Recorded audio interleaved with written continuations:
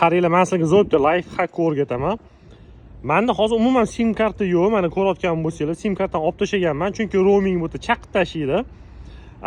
Masalan, bo'lishi mumkin, sizlar chet elga chiqdinglar, qisqa muddatga sim karta olishingizga deyarli ehtiyoj bo'lmasa, qanaqa qilib maps ishlatsanglar bo'ladi. Bu hozir programma City Map Mood bo'lishi mumkin yoki Google'niki bo'lishi mumkin. Endi o'zingizlarning ixtiyoringizda. Bu qanaqa ishlatiladi? Wi-Fi bor joyga kirasizlar. Wi-Fi juda ham ko'p joyda bor. Aeroportdami, boshqa joydami, misol uchun mehmonxonadami. Endi qisqasi Wi-Fi'ni yoqasizlar. Bormoqchi bo'lgan joylarni belgilab olasizlar. Belgilab olgandan keyin faqat o'sha avtopilot yoqib bo'lmasa bo'ldi.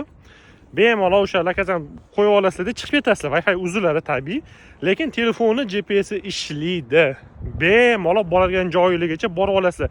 To'g'ri bo'lishi mumkin, qanaqadir tunnelli joyga kirib qolsanglar yoki bo'lmasa qanaqadir metrolar bo'ladi, yer tegi. Ana o'sha joyda GPS uzilib qolishi mumkin. Bemalol o'sha ochiq joyda men yuribman, sim karta olmadim hali, endi sotib olaman. Bemalol foydalanib yursanglar bo'ladi. Muammo yo'q.